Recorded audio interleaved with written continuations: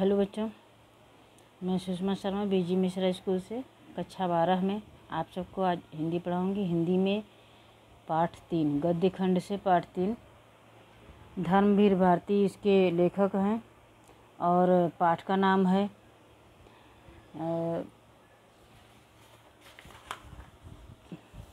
काले मेघा पानी दे। पाठ का नाम है काले मेघा पानी दे। चलिए सबसे पहले कवि परिचय देख लीजिए। लेखक परिचय। लेखक का जन्म सन 1926 में इलाहाबाद उत्तर प्रदेश। इनकी रचनाएं प्रमुख रूप से कनुप्रिया, 7 गीत वर्ष, ठंडा लोहा एक कविता संग्रह है, बंद गली का आखिरी मकान कहानी संग्रह है, सूरज का 7वां घोड़ा गुनाहों का देवता उपन्यास, अंधा युग गीति नाट्य, पश्चंती कहानी अनकहानी मानव मूल्य और साहित्य ठेले पर हिमालय निबंध संग्रह है। प्रमुख सम्मान में इन्हें पद्मश्री, व्यास सम्मान एवं साहित्य के कई अन्य राष्ट्रीय पुरस्कार मिले हैं। निधन इनकी 1997 में हुई है। जन्म 1926 और निधन 1997 में। गुनाहों का देवता उपन्यास से लोकप्रिय धर्मवीर भारती का आज़ादी के बाद के साहित्यकारों में विशेष स्थान है। उनकी कविताएं, कहानियाँ, उपन्यास, निबंध, नीति नाट्य माने गीत नाट्य और रिपोर्टाज हिंदी साहित्य की उपलब्धियाँ हैं। भारती जी के लेखन की खासियत यह भी है कि हर उम्र और हर वर्ग के पाठकों के बीच उनकी अलग अलग रचनाएं लोकप्रिय हैं। वे मूल रूप से व्यक्ति स्वातंत्र्य, मानवीय संकट एवं रोमानी चेतना के रचनाकार हैं। यानी मनुष्य से संबंधित मानवीय गुणों से भरा हुआ इनकी रचनाएं होती हैं। तमाम सामाजिकता एवं उत्तरदायित्वों के बावजूद उनकी रचनाओं में व्यक्ति की स्वतंत्रता ही सर्वोपरि है। रोमानियत उनकी रचनाओं में संगीत में लय की तरह मौजूद है। उनकी सर्वाधिक लोकप्रिय उपन्यास गुनाहों का देवता एक सरस और भावप्रवण प्रेम कथा है। दूसरे लोकप्रिय उपन्यास सूरज का 7वां घोड़ा पर हिंदी फिल्म भी बन चुकी है। इस उपन्यास में प्रेम को केंद्र में रखकर निम्न मध्य वर्ग की हताशा, आर्थिक संघर्ष, नैतिक विचलन और अनाचार को चित्रित। स्वतंत्रता के बाद गिरते हुए जीवन मूल्यों, अनास्था, मोहभंग, विश्वयुद्धों में से उपजा हुआ डर और अमानवीयता की अभिव्यक्ति अंधा युग में हुई। अंधा युग गीतिक साहित्य के श्रेष्ठ गीत नाट्यों में है। मानव मूल्य और साहित्य पुस्तक समाज सापेक्षता को साहित्य के अनिवार्य मूल्य के रूप में विवेचित करती है। इन विधाओं के अलावा भारती जी निबंध और रिपोर्टाज भी लिखे। उनके गद्य लेखन में सहजता और आत्मीयता है। बड़ी से बड़ी बात साहित्य की बातचीत की शैली में कहते हैं और सीधे पाठकों के मन को छू लेते हैं। एक लंबे समय तक हिंदी की साप्ताहिक पत्रिका धर्मयुग के संपादक रहते हुए हिंदी पत्रकारिता को सजा संवार कर गंभीर पत्रकारिता का एक मानक बनाया। प्रस्तुत संस्मरण है ये बच्चों धर्मवीर भारती का काले मेघा पानी दे में लोक प्रचलित विश्वास और विज्ञान के द्वंद्व का सुंदर चित्रण है। विज्ञान का अपना तर्क है और विश्वास का अपना सामर्थ्य। इसमें कौन कितना सार्थक है यह प्रश्न पढ़े लिखे समाज को उद्वेलित करता रहता है। इसी दुविधा को लेकर लेखक ने पानी के संदर्भ में प्रसंग रचा है। आषाढ़ का पहला पखवाड़ा बीत जाने के बाद भी खेती और बहुकाज प्रयोग के लिए पानी न हो तो जीवन चुनौतियों का घर बन जाता है और उन चुनौतियों का निराकरण विज्ञान न कर पाए तो उत्सव धर्मी भारतीय समाज चुप नहीं बैठता। यह किसी जुगाड़ में लग जाता है, प्रपंच रचता है और हर कीमत पर जीवित रहने के लिए अशिक्षा और बेबसी के भीतर के उपाय और काट की खोज करता है। लेखक ने अपने किशोर जीवन के इस संस्मरण में दिखलाया है कि अनावृष्टि दूर करने के लिए गांव के बच्चों की इंदर सेना द्वार द्वार पानी मांगते चलती है और लेखक का तर्कशील किशोर मन भीषण सूखे में उसे पानी की निर्मम बर्बादी के रूप में देखता है। इसे किशोर मन का वितर्क नहीं वैज्ञानिक तर्क ही कहना चाहिए। और विज्ञान विषय की इतनी दीर्घकाल तक पढ़ाई और विज्ञानोपलब्ध आविष्कारों से अपने जीवन को भौतिक सुख सुविधाओं से भरते रहने के बावजूद इस देश के जनमानस में ऐसी वैज्ञानिक दृष्टि का जन्म न हो पाना अफसोसनाक ही कहा जा सकता है। पर जनता के सामूहिक चित्त में बैठे विश्वासों का क्या करें, जिनसे संचालित होने वाले कुछ लौकिक कर्मकांड संस्कृति की घटना के रूप में हमें लगते हैं। यदि वे विश्वास प्रत्यक्षतः जानलेवा या नस्ल जाति की घटना के रूप में हमें लगते हैं। मजहब और लिंग के आधार पर किसी समुदाय के अपमानजनक हों तब तो उन्हें अंधविश्वास कहकर उनका शीघ्रातिशीघ्र निराकरण ही एकमात्र कर्तव्य है। पर यदि कुछ विश्वास विज्ञान सम्मत न होकर भी उक्त तरह से हानिकर न हो तो उनके साथ भी उसी प्रकार का बर्ताव क्या उचित है? ऐसा करने में क्या हमारे सांस्कृतिक मन के खाली खाली हो जाने का खतरा नहीं? विश्वास भी तो एक रचनात्मक भूमिका हो सकती है। आपातकाल में निराशा दूर करने, अधीरता को थामने वाला विभक्त जन चेतना को जोड़ने के अर्थ में अब सवाल रह जाता है कि बारिश के लिए किए जाने वाले उक्त भोले प्रयत्न किस कोड के अंतर्गत हैं। लेखक ने कोई निर्णय नहीं दिया है, पर एक बात स्पष्ट होती है कि जीजी की संतुष्टि और अपने प्रति उनका सद्भाव बचाए रखने के लिए वह उन तमाम रीति रिवाजों को ऊपरी तौर पर ही सही अपनाने को बचपन में बाध्य बना रहता था। इससे क्या संकेत लिया जा सकता है? विज्ञान का सत्य बड़ा है या सहज प्रेम का रस, या दोनों? पाठ का नाम काले मेघा पानी दे। जैसा कि नाम से ही है, सब लगभग हर बच्चे बचपन में ऐसा खेले हैं जब पानी नहीं, बरसात नहीं होती काफ़ी दिनों तक, तो ये टुटका के नाम पर ऐसा करते हैं कि पानी ले करके मिट्टी में, जलती मिट्टी में नीचे लौटते हैं। तो यही कहानी है, इसमें कवि लेखक ने समझाने का प्रयास किया है।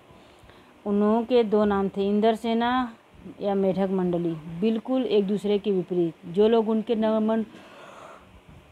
नग्न स्वरूप शरीर उनकी उछल कूद, उनके शोर शराबे, उनके कारण गली में होने वाले कीचड़ कांदों से चिढ़ते थे, वे उन्हें कहते थे मेढक मंडली। उनकी अगवानी गालियों से होती थी। वे होते थे 10-12 बरस से 16-18 बरस के लड़के, सांवला नंगा बदन, सिर्फ एक जांघिया, कभी कभी लंगोटी। एक जगह इकट्ठे होते थे। पहला जयकार लगता था, बोल गंगा मैया की जय। जयकारा सुनते ही लोग सावधान हो जाते। स्त्रियां और लड़कियां छज्जे बारजे से झांकने लगती थी और ये विचित्र नंग धड़ंग टोली उछलती कूदती समेत पुकार लगाती थी, काले मेघा पानी दे, गगरी फूट बलैया प्यासा, पानी दे गुड़धानी दे, काले मेघा पानी दे। उछलते कूदते एक दूसरे को धकियाते ये लोग गली में किसी महले मकान के सामने रुक जाते। पानी दे मैया, इंद्रसेना आई है। और जिन घरों में आखिर जेठ या शुरू आषाढ़ के उन सूखे दिनों में पानी कमी भी होती थी, जिन घरों कुएं भी सूखे होते थे, उन घरों से भी सहेज कर रखे हुए पानी में से बाल्टी या घड़े भर भर कर इन बच्चों को सर से पैर तक तर किया जाता था। ये भीगे बदन मिट्टी में लोट लगाते थे, यानी लेटने लग जाते थे। पानी फेंकने से पैदा हुए कीचड़ में लथपथ हो जाते थे। हाथ पांव बदन मुंह पेट सब पर गंदा कीचड़ मलकर फिर हाथ लगाते, बोल गंगा मैया की जय। फिर मंडली बांध कर उछलते कूदते अगले घर की ओर चल पड़ते, बादलों को टेरते, काले मेघा पानी दे। वे सचमुच ऐसे दिन होते जब गली मोहल्ला गांव शहर हर जगह लोग गर्मी में भून भून कर त्राहिमाम कर रहे होते। जेठ के 10 तपा बीत कर आषाढ़ का पहला पखवाड़ा बीत चुका होता, पर क्षितिज पर कहीं बादल की देख भी न दिखती होती। कुएं सूखने लगते। नले में एक तो बहुत कम पानी आता, और आता भी तो आधी रात को भी, मानो खौलता हुआ पानी हो। शहरों की तुलना में गांव में और भी खराब हालत होती। जहां जुताई होनी चाहिए वहां खेतों की मिट्टी सूख कर पत्थर हो जाती, फिर उसमें पपड़ी पड़कर ज़मीन फटने लगती। लू ऐसी कि चलते चलते आदमी आधे रास्ते में लू खाकर गिर पड़े। ढो ढंगर प्यास के मारे मरने लगते। लेकिन बारिश का कहीं नाम निशान नहीं। ऐसे में पूजा पाठ तथा विधान सब करके लोग जब हार जाते, तब अंतिम उपाय के रूप में निकलती है इंद्रसेना। वर्षा के बादलों के स्वामी हैं इंद्र, और इंद्र की सेना टोली बांधकर कीचड़ में लथपथ निकलती, पुकारते मेघों को पानी मांगते हुए, प्यासे गलों और सूखे खेतों के लिए पानी की आशा पर जैसे सारा जीवन आकर टिक गया हो। बस एक बात मेरे समझ में नहीं आती थी कि जब चारों ओर पानी की इतनी कमी है तो लोग घर में इतनी कठिनाई से इकट्ठा करके रखा हुआ पानी बाल्टी भर भर कर इन पर क्यों फेंकते हैं? कैसी निर्मम बर्बादी है पानी की। पानी की कितनी क्षति होती इस तरह के अंधविश्वासों से। कौन कहता है इन्हें इंद्र की सेना? अगर इंद्र महाराज से पानी दिलवा सकते हैं तो खुद अपने लिए पानी क्यों नहीं मांग लेते? क्यों मोहल्ले भर का पानी नष्ट करवाते घूमते हैं? नहीं, यह सब पाखंड है, अंधविश्वास है। ऐसे ही अंधविश्वासों के कारण हम अंग्रेज़ों से पिछड़ गए और गुलाम बन गए। मैं असल में था तो इन्हीं मेढक मंडली वालों की उम्र का, पर कुछ तो बचपन के आर्य समाजी संस्कार थे और एक कुमार सुधार का सभा कायम हुई थी, उसका उपमंत्री बना दिया गया था। सो समाज सुधार का जोश कुछ ज़्यादा ही था। अंधविश्वासों के खिलाफ तो तर्कस में तीर रखकर घूमता रहता था, मगर मुश्किल यह थी कि मुझे अपने बचपन में जिससे सबसे ज़्यादा प्यार मिला वे थी जीजी। यूँ मेरे रिश्ते में कोई नहीं थी, उम्र में मेरी माँ से भी बड़ी थी, पर अपने लड़के बहू सबको छोड़कर उनके प्राण मुझी में बसते थे। और वे थी उन तमाम रीति रिवाजों, तीज त्यौहार और पूजा अनुष्ठानों की खान जिन्हें कुमार सुधार सभा का यह उपमंत्री अंधविश्वास कहता था और उन्हें जड़ से उखाड़ फेंकना चाहता था। पर मुश्किल यह थी कि उनका कोई पूजा विधान, कोई तीज त्यौहार अनुष्ठान मेरे बिना पूरा नहीं होता था। दिवाली है तो गोबर और कौड़ियों से गोवर्धन और सतिया बनाने में लगा हूँ। जन्माष्टमी है तो रोज़ 8 दिन की झांकी तक को सजाने का पंजीरी बांटने में लगा हूँ। हर छठ है तो रोज़ 8 दिन की झांकी, हर छठ है तो छोटी रंगीन कुल्हियों में भूजा भर रहा हूँ।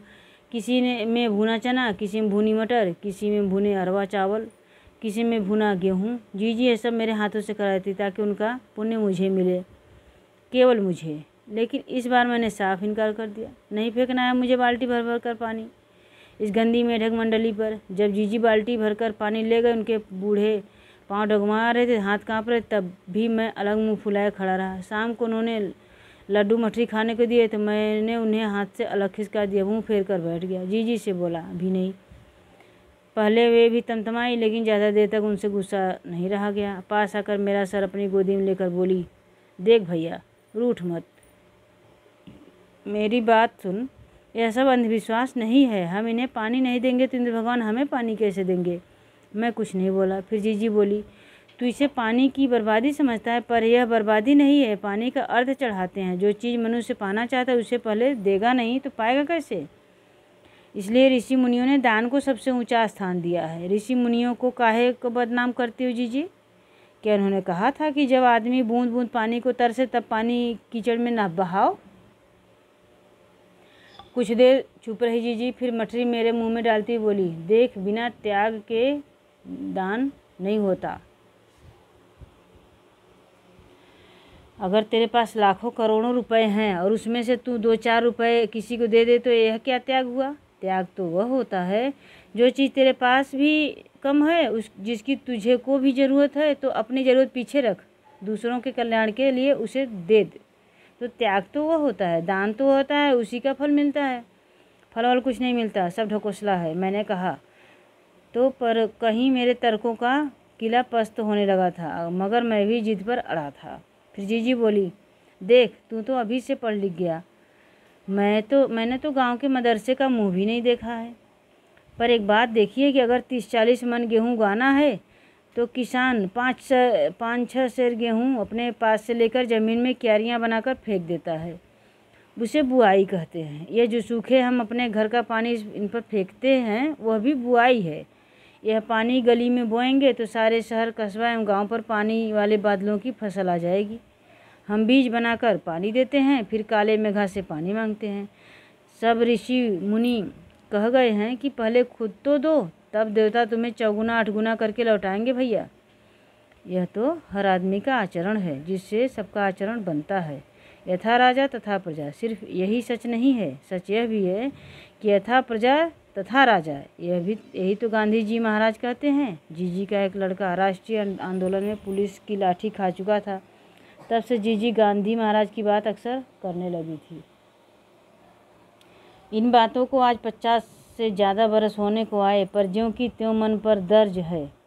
कभी कभी कैसे कैसे संदर्भों में ये बात मन को कचोट जाती है। आज हम देश के लिए क्या करते हैं? मांगे हर क्षेत्र में बड़ी बड़ी हैं, पर त्याग का कहीं नाम निशान नहीं है। अपना स्वार्थ आज एकमात्र लक्ष्य रह गया है। हम चटखारे लेकर इसके या उसके भ्रष्टाचार की बातें करते हैं, पर क्या कभी हमने जांचा है कि अपने स्तर पर, अपने दायरे में हम उसी भ्रष्टाचार के अंग तो नहीं बन रहे हैं? काले मेघादल के दल उमड़ते हैं, पानी झमाझम बरसता है, पर गगरी फूटी की फूटी रह जाती है, बैल प्यासे के प्यासे रह जाते हैं। आखिर कब तक बदलेगी यह स्थिति। बच्चों, यह पाठ आपका अब समाप्त हुआ। हम अगले वीडियो में अगले पाठ लेकर फिर उपस्थित होंगे। तब तक के लिए धन्यवाद।